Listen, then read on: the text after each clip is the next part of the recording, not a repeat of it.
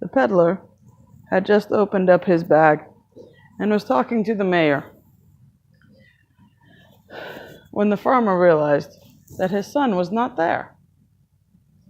So he went and got him. His son was a pretty strong boy. He'd been alive for 15 years, had gone through several droughts, and was a big boy. And he couldn't understand why his son just didn't seem to want to work. And yes, he found his son, all 6 feet of him, even though 15 of age, laying in the wheat field instead of getting the wheat collected. Come on! Oh, Dad, I've been working and... No, son, I'm not upset right now. I just need you to come. The peddler's here. Oh, the peddler's here? Maybe he got what I asked him for. And what did you ask and what did you promise? Oh, nothing much. Don't worry, Dad, I didn't promise anything that was yours, including the food. I wasn't worried, son. And the two headed back and arrived as the peddler was explaining. Yes, the Fairy Queen. She is. Sorry, she's not dead or anything. She's a fairy, but she's gorgeous. Oh, just simply gorgeous with flaming red hair, and power just radiates off her. Simply radiates. You were telling us the Queen had a favor for all of us that lived around the dire forest. Yeah. Now that we've got all the men here, what was the favor the Queen was asking? And was there a reward? Oh, it wasn't a big deal. Just, she used to hold court in the dire forest, before it became known as the dire forest. She used to hold court there. And she had a beautiful ring and a necklace with gems that looked like they'd fallen straight out of heaven and landed on the ground, connected by twine and metal so fine that you can almost not see them. And she wants us to find this. Well, she has the exact location in the forest that it was at. So yes, she's willing to give half the weight of anybody who goes into the forest to look, who brings it to her, or brings it to me, and I'll tell her about your approximate weights. So if all of you young people, there's 20 of you here in this village, go in the forest. It's a dire forest, the mayor interrupted. Peddler, you stay on the roads. You don't go in the forest. You may not realize how dangerous this forest is. It's a dire forest. That means there are dire bats that are 20 feet wide before you count the wingspan. There are dire wolves who are easily 50 feet tall. These are not small creatures. There's a reason the Fairy Queen left. This is too big of a task. No, the Queen knows that.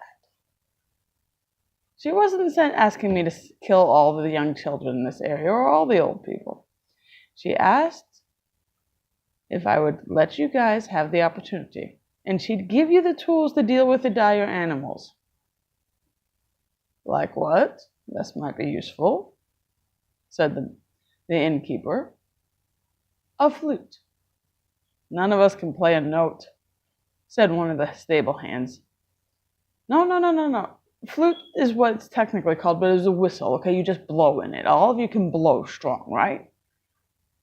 Some of the younger teenagers laughed at that, but yes, we can all do that. Okay. And it makes a noise. You can't hear it, but all the dyers can hear it, and all the dyers, all the wild animals in there will just go to sleep.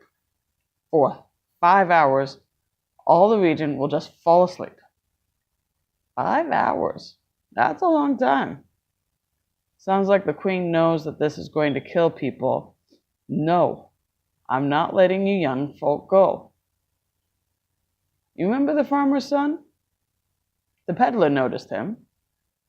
And the peddler noticed that the farmer's son was looking very interested. So even all the adults agreed with the mayor, and discussed it thoroughly to death, and shot down any one of the others who thought about suggesting that they'd be willing to go with a group of people. The farmer's son, later, after the peddler had been doing some trade, came to him and said, "I've been wanting that present for my girlfriend, and I think a bag of gold would be an excellent gift." "I have to agree," said the peddler, handing over one of the whistles. "And a stick. What's this for?" "I honestly don't know," said the peddler. "The queen suggested that anyone going into the dire forest would probably should take a stick." "Just a stick?" "Yeah. I don't know why." "Well, she's a queen. I'll take the stick." And it being noon, the safer time to go into a forest filled with creatures that are good 10 to 100 feet taller than you, decided to go in. Because he knew his father was going to be discussing this forever, and he wanted to get this done. So in he went. And he blew on that whistle. Every breath he blew. And he could hear the animals falling. It was not soft thuds. Boom, boom, boom. And he gained confidence in this and started swinging that stick around. And it caught on something. Now, he'd been doing this for a good mile and a half into the forest at least, farther than he's ever tried going into the forest. But that stick was stuck. He yanked on it. He looked very close, and he could just barely see a thread, possibly. So small, it should be easy to break. So he grabs the stick with both hands and yanks. And he broke it, oh so pleased, and swung it the other way. But his hand got caught. It's not his stick, it's hand. His hand is stuck. Well, he takes his other hand and grabs his hand, and he can't get it out. He feels that there's two strings on this one. Well, ain't no string going to keep him here, and pulls harder. And as he pulls, his back foot slips. Well, it didn't actually slip. The problem is his front foot got caught on the same area that his wrist did. And he did get his wrist out, but when he looked at his boot,